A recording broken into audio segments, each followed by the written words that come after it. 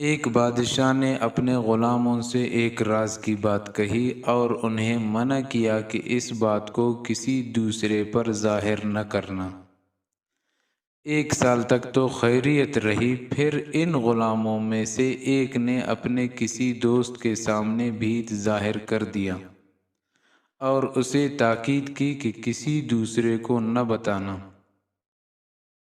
اس کے دوست نے بھی اسی طرح کسی دوسرے کو یہ بات بتا دی۔ چلتے چلتے یہ بات ہر طرف پھیل گئی۔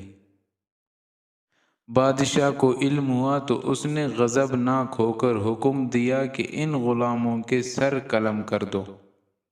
ان میں سے ایک نے امان چاہی اور عرض کی کہ اے بادشاہ، اپنے غلاموں کو قتل نہ کر کہ اس خطا کی ابتدا تو نے ہی کی ہے۔ تو نے شروع ہی میں چشمے کا منہ کیوں بند نہ کیا؟ جب وہ سیلاب بن گیا تو اس کے آگے بند باندھنے کا کیا فائدہ؟